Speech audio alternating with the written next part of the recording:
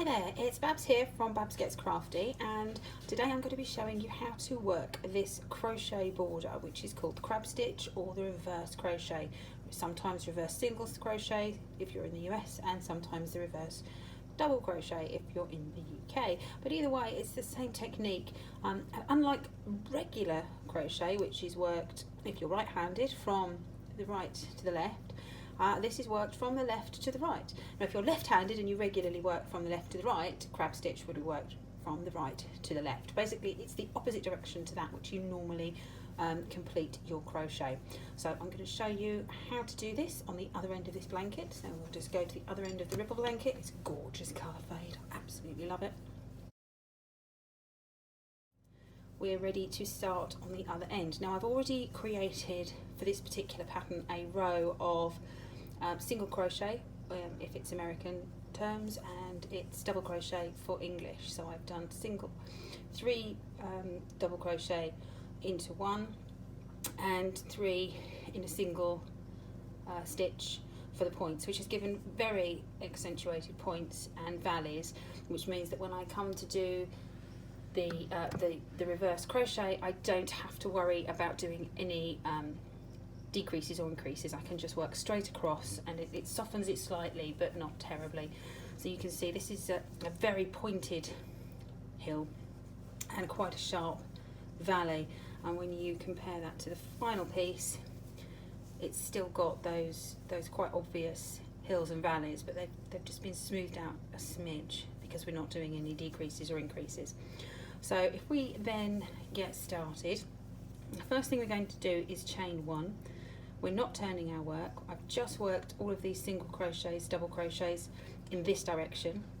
I'm not turning, I'm simply doing a chain 1, and then I'm going to put the hook through that first stitch all the way through. Now this is going to be a bit tricky because I'm trying to look around the camera. All the way through. The first one is the most difficult. There we go, so let's go all the way through. I'm going to yarn over and pull back, and then I'm going to yarn over and pull through, the same as I would do for a regular single crochet or double crochet. It's just that I'm going in the opposite direction. So now if I zoom in slightly, you can see I've created that first stitch. I'm going to move along to the next stitch. Oops, bear with me as I lean around the camera for this next one. It seems to be a little bit smaller, this stitch, but we can still make it work. And we pop that through. That's it. So we go from the front to the back, yarn over, pull through to the front, and there's a sort of scoopy, twisty motion. Sort of come through like this to avoid catching the rest of our work. Yarn over and pull through both those loops. And so we'll do the next one, and then hopefully you'll be able to see that this spiral chain is starting to form. So we go from front to back, yarn through, yarn over, pull through both loops. And again, I find it sometimes easier to twist the fabric so that it's got more structure, so that it feels more like it's flowing in the right direction.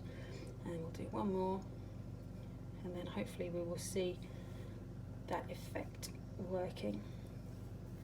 So here we are, as I've just passed that first hill, and you can certainly see that the twisting effect has started to take place. Now one of the other things that you may want to do is actually twist that border just to loosen things up and even out those spiral effects, and that is what you need to do to create a crab stitch or a reverse crochet, whether that's a reverse double or a reverse single, depends upon your terminology.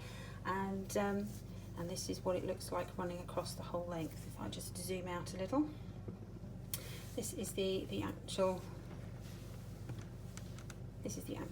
baby blanket itself. It's a ripple stitch baby blanket with a nice texture on there, and then we finish top and tail with the crab stitch.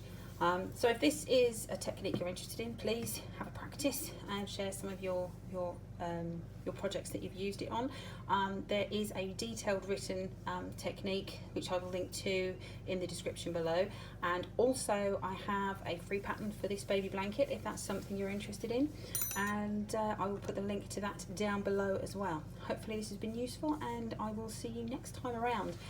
You can always subscribe, like, share, and if you really want to know about all the updates that we're releasing, all the stitches of the week, etc. for knit and crochet, then make sure to hit the bell icon so that you get notified of all of our updates as they happen. Until next time, I'll say bye for now.